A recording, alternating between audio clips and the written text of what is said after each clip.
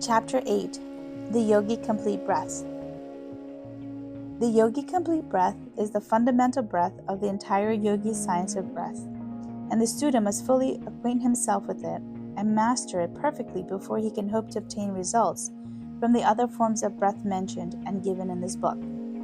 He should not be content with half learning it, but should go to work in earnest until it becomes his natural method of breathing. This will require work, time, and practice, but without these things, nothing is ever accomplished.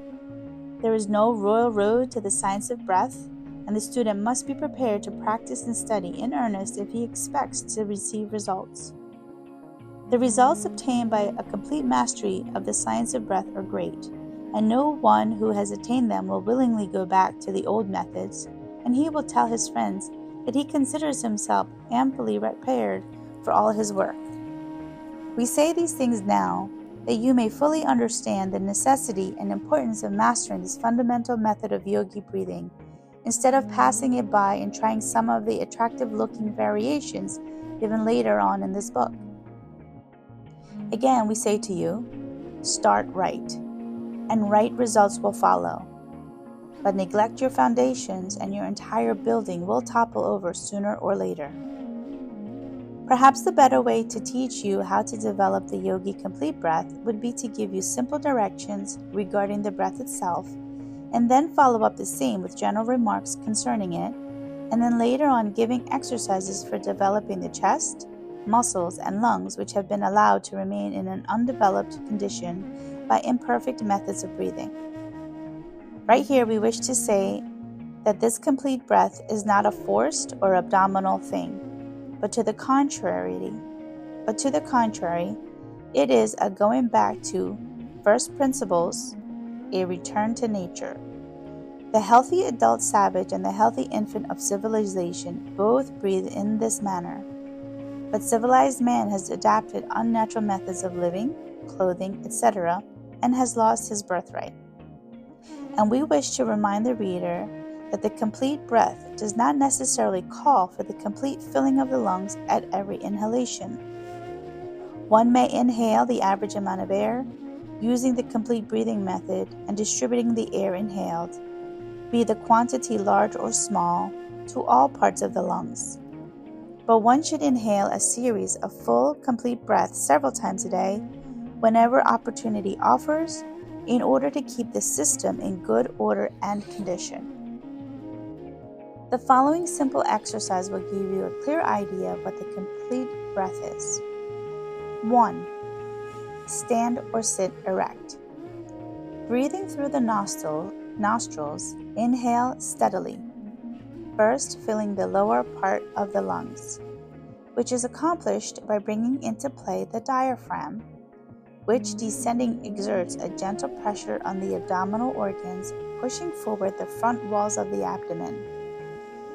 Then, fill the middle part of the lungs, protruding the upper chest, thus lifting the chest, including the upper 6 or several parts of ribs.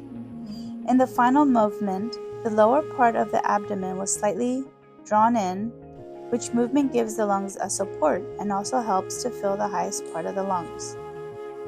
At first reading, it may appear that this breath consists of 3 distinct movements. This, however, is not the correct idea. The inhalation is continuous. The entire chest cavity from the lower diaphragm to the highest point of the chest in the region of the collarbone being expanded with a uniform movement. Avoid a jerky series of inhalations and strive to attain a steady continuous action. Practice will soon overcome the tendency to divide the inhalation into 3 movements and will result in a uniform continuous breath. You will be able to complete the inhalation in a couple of seconds after a little practice. 2. Retain the breath a few seconds. 3. Exhale quite slowly, holding the chest in a firm position and drawing the abdomen in a little and lifting it upward slowly as the air leaves the lungs. When the air is entirely exhaled, relax the chest and abdomen.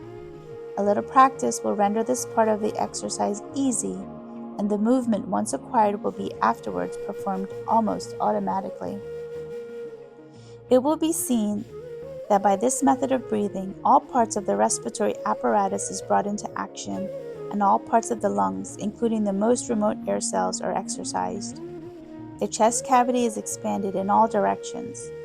You will also notice that the complete breath is really a combination of low, mid, and high breaths succeeding each other rapidly in the order given in such a manner as to form one uniform, continuous, complete breath. You will find it quite a help to you if you will practice this breath before a large mirror, placing the hands lightly over the abdomen so you may feel the movements.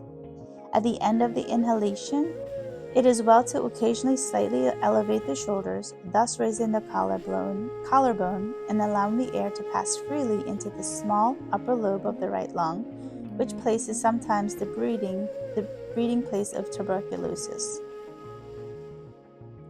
At the beginning of practice, you may have more or less trouble in acquiring the complete breath, but a little practice will make perfect. And when you have once acquired it, you will